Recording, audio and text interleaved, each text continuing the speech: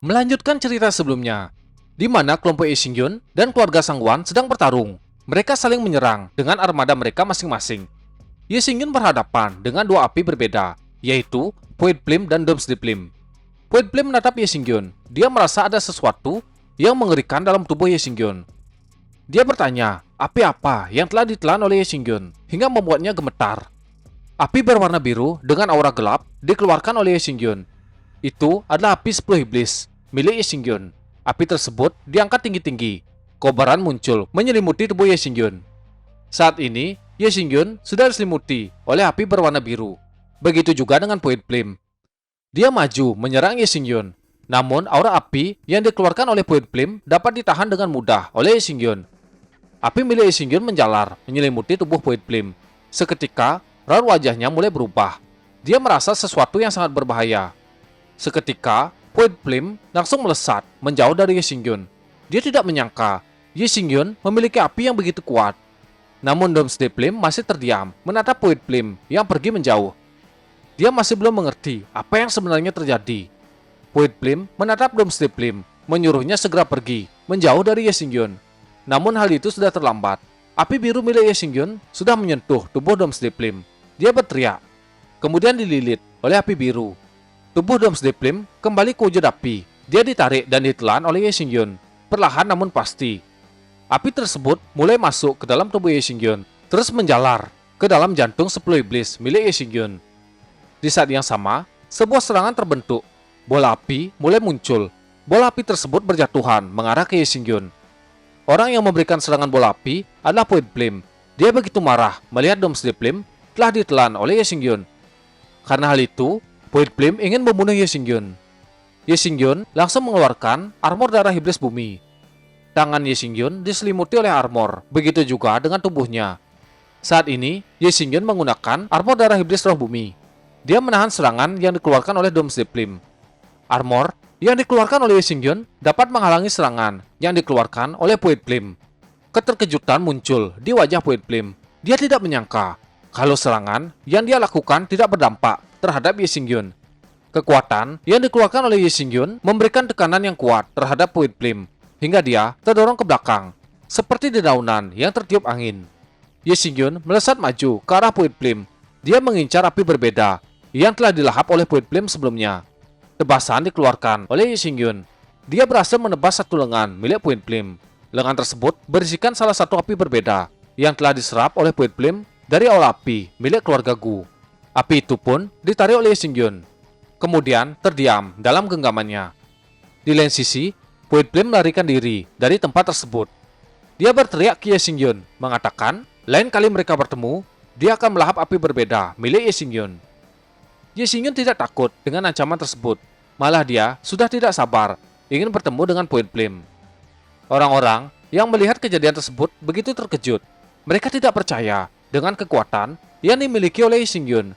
Dia bisa mengalahkan orang yang sangat kuat dan juga mampu menelan dua api berbeda. Lee Sing-yun menenangkan diri, kemudian menyerap api yang baru saja dia dapat dari Poet Blim. Kobaran api mulai mengelilinginya. Saat ini, Lee Sing-yun dalam proses penyerapan api berbeda yang sudah dia telan. Sesaat kemudian dia kembali ke keadaan semula.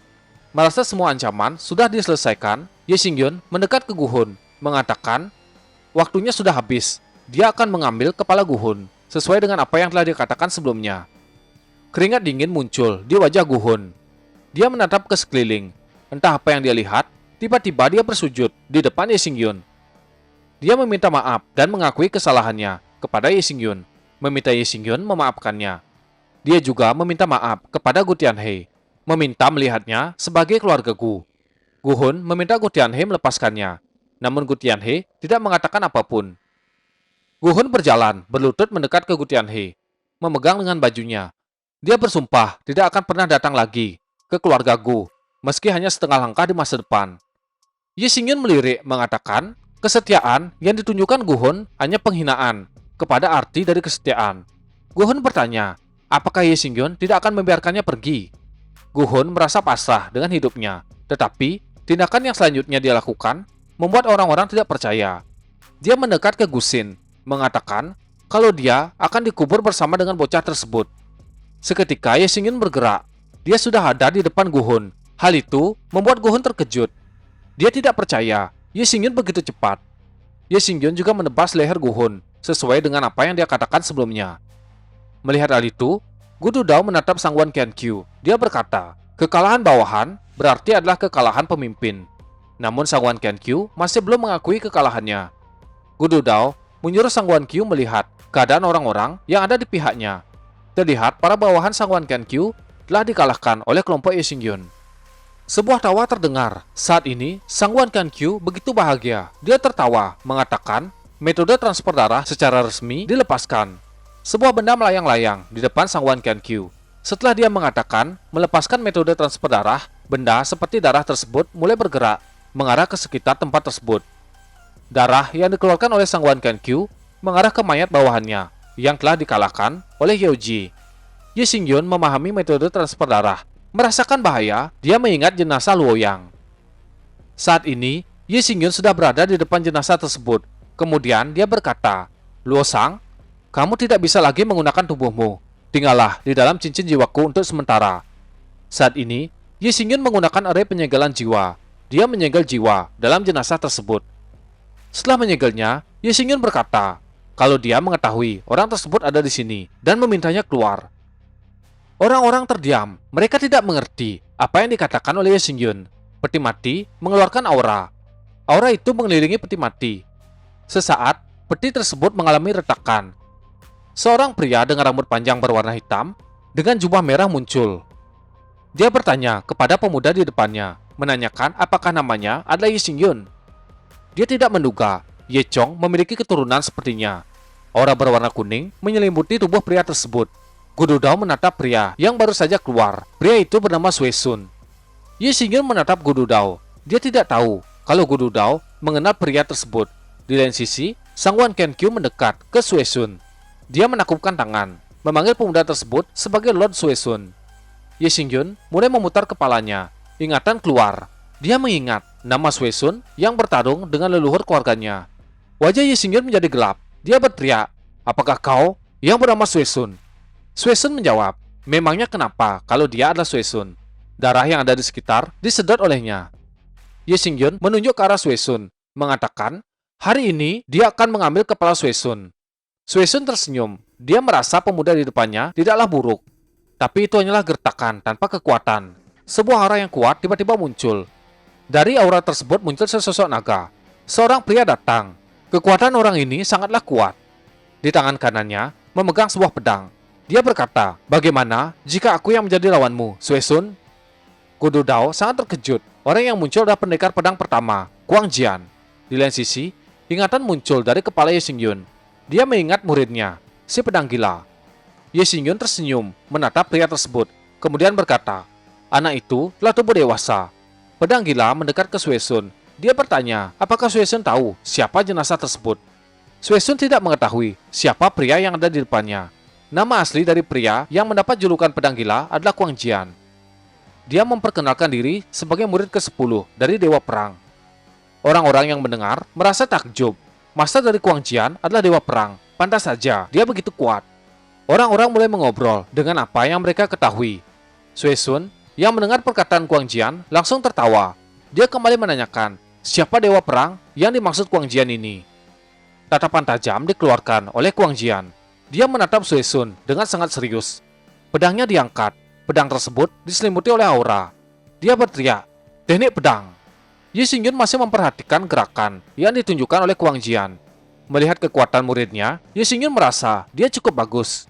Muridnya telah mempelajari Rattle Sword yang dulu pernah diajarkan olehnya. Serangan dilepaskan oleh Guang Jian. Aura di sekelilingnya meluap-luap. Dia sudah menebas dan melewati tubuh Sui Sun. Tebasan yang dikeluarkan oleh Guang Jian memotong lengan kanan Sui Sun, yang membuatnya begitu marah. Tanpa sepatah kata, pria tersebut langsung memotong tangannya. Hal itu tidak bisa diterima oleh Sui Sun. Guang Jian mengatakan, alasan kenapa dia memotong lengan kanan Sui Sun, karena dia tidak menghormati gurunya. Sui Sun kembali menanyakan, siapa sebenarnya guru dari Guang Jian. Namun, Guang Jian mengatakan, kalau Sui Sun tidak memiliki kualifikasi untuk mengetahui nama masternya. Kekuatan dikeluarkan oleh Sui Sun. Dia merasa pemuda di depannya begitu sombong. Aura darah berwarna merah gelap mengelilingi tubuhnya. Di depan, Guang Jian mengayunkan pedang. Dari tebasan tersebut, muncul sebuah aura berwarna kuning, menghentikan darah merah gelap milik Sui Sun. Tebasan Guang Jian terus menjalar, menghancurkan arena tersebut. Kekuatan yang ditampilkan begitu kuat. Guang Jian mendekat ke peti mati. Dia berkata, kepala 3 penjaga masternya telah jatuh, dan akhirnya setelah lama mencari, dia menemukan jenazah tersebut. Di belakang Guang Jian, Sui Sun sudah dikalahkan dengan 1 tebasan sebelumnya. Saat ini dia terkapar di lantai, dipenuhi dengan luka. Guang Jian berkata, dia akan membantu kepala 3 penjaga menyatukan kembali tubuhnya. Setelah mendekat ke arah jenazah, dia menyadari tidak ada jiwa dalam jenazah tersebut.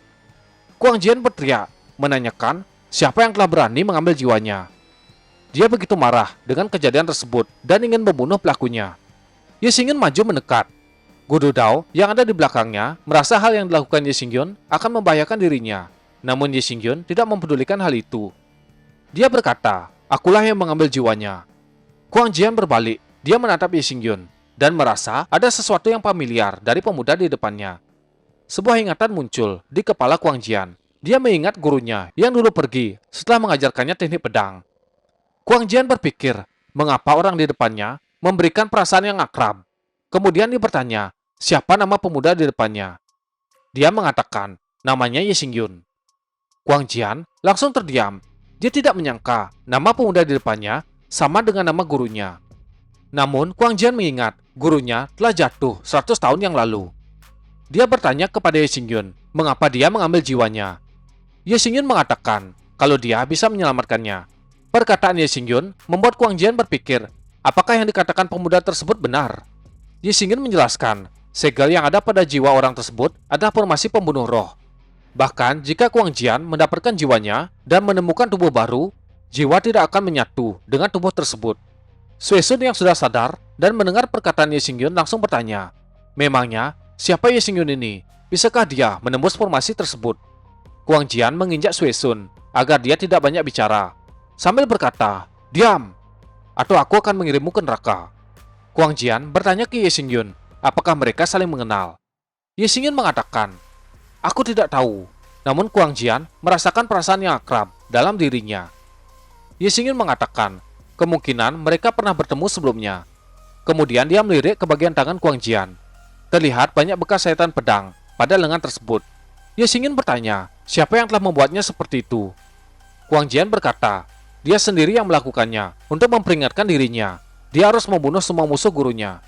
Ye Xingyun memasukkan tangan ke balik jubah, kemudian mengeluarkan obat dan melemparkannya kepada Guang Jian, sambil mengatakan, obat tersebut dapat mengurangi cedera dalam tubuh Guang Jian. Perlakuan yang diberikan oleh Ye Xingyun mengingatkan kepada gurunya. Gurunya juga memperlakukan hal yang sama kepada Guang Jian. Kemudian dia mengucapkan terima kasih kepada Ye Xingyun. Sui Sun yang saat ini terkapar, dia mengatakan kalau dia adalah orang dari Istana Darah. Istana Darah berada di alam dewa bawah. Setelah kejadian hari ini diketahui oleh orang-orang dari Istana Darah, mereka akan mati tanpa kuburan. Ye Xingyun mengatakan kalau dia mengetahui semua itu. Belum lagi, jika Istana Darah ada di sini, bahkan jika Lord dari Istana Darah datang, Ye Xingyun tetap akan membunuhnya. Sui Sun tidak menyangka dari mana Ye Xingyun mendapatkan keberanian. Sungguh omong kosong.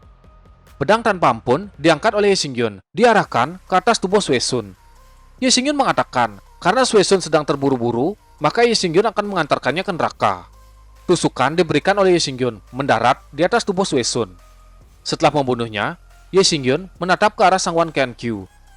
Saat ini, Sang Wan Qianqiu terkejut melihat Sui Sun telah dibunuh oleh Ye Xingyun.